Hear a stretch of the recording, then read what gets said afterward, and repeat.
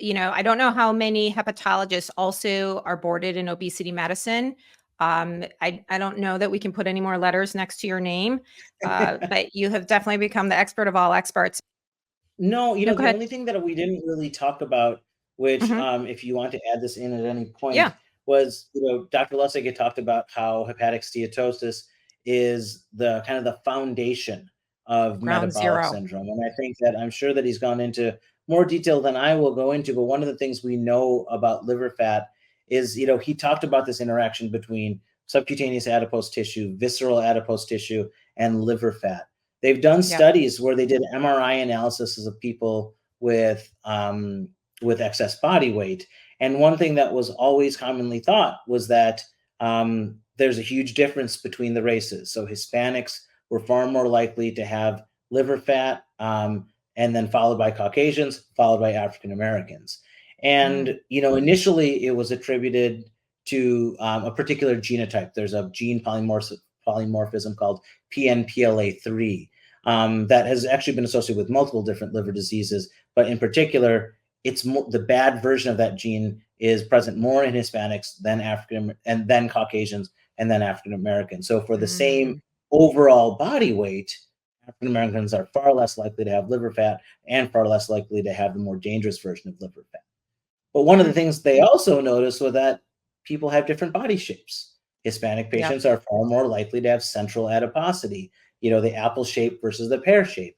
And so the interesting thing is they did an MRI-based study where they looked at the amount of fat and subcutaneous fat, visceral fat, and liver fat. And what they found was that if you control for the amount of visceral fat, then there's no difference between the races. So it Oh, was really about interesting. belly fat. It was really about visceral fat that was driving the liver fat. And that pans out in experimental studies when they've shown that the number one source of liver fat is visceral fat. So it gets mobilized from the insulin resistant visceral fat and goes into the liver, right? And so that gets to, hey, how this metabolic syndrome can affect the liver. But one of the earliest steps of metabolic syndrome is liver fat, because once you get liver fat, you get liver insulin resistance. And that can in turn drive peripheral insulin resistance, which defines diabetes and prediabetes. So it's really one of the earliest switches that happens in terms of initiating the metabolic syndrome. And so again, it's a circular relationship, which is, I think, that one of the reasons why we're seeing such amazing treatments for fatty liver starting to take shape is because they got out of the liver, right? They started Mm. focusing on the metabolic syndrome that which is also one of the motivations for changing the disease. So at the same time they changed the disease, they started focusing on metabolic therapies for this disease, and I think that we're finally starting to see some real progress. That's really impressive. Yeah, no, I think this part is so important, and I'm so glad you shared that. Um, yeah, absolutely. Well, that's so what do you suggest with regards to how you would talk to somebody about knowing if they're, before that switch is going off, right? So before you're going to see liver fat, like what would you look for? Or what can somebody, they might say, oh, I'm really tired, or my immune system's shot. Like, is there something that would give a clue that you might be heading in that direction? A lot of people might talk about like menopause or, the Yeah. waistline increasing, but that might be already too late. Right. I think you're right. I do think that it's probably hard to catch before you have liver fat because you're never going to feel Yeah. that, right? Mhm. Yeah. Um, but you know, I think it's the lifestyle. I think Mhm. it's the mindfulness, right? Mhm. I think it's the, you know, we Dr. Lustig talks a lot about stress, right? Yep. About Yep. stress-based lifestyles. And the And amygdala. Yep. so, Mhm.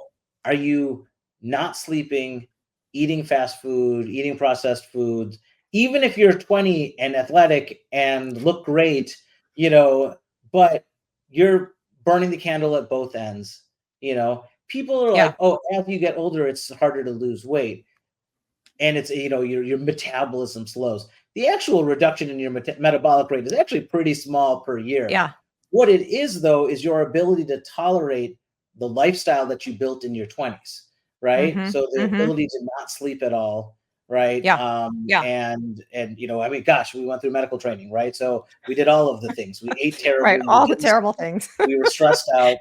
And so I think that like that is really the earliest sign that, hey, I'm run down, my mental Yeah. health isn't great, I'm suffering from anxiety. you know Really focusing on that wellness and that mindfulness, I think, is a really important part of having the lifestyle that doesn't result in the first step, right? Which is Yeah. the liver fat. And, potentially allows for more of the metabolic flexibility that you've spoken to, right? That where if you don't have that hypercortisol driven, carbohydrate sensitive physiology, then maybe you know you can, by not having that levels of stress and focusing on mindfulness, maybe you do have a little bit more flexibility. And so, I mean, I don't know the data behind that, but it makes sense in my head. And so I think that if I was to say, there's nothing you can really do other than the stuff we talked about. Don't drink a bunch of alcohol, try and avoid simple sugars. But in terms of knowing you're there, is look at the rest of your life and see, not just are you happy, but are you well? Yeah. I always tell patients, think about, are you feeling better day after day? Are you feeling worse day after day? Yep. If you're starting to feel worse, something's not right. And Right. usually, like you said, the liver is the first pass. So, Yeah. that is really like a good place to start thinking about. And I think it's such a cool organ. So, thank you so much for sharing your expertise with us. Absolutely. Happy to do so. Thank you so much. Awesome.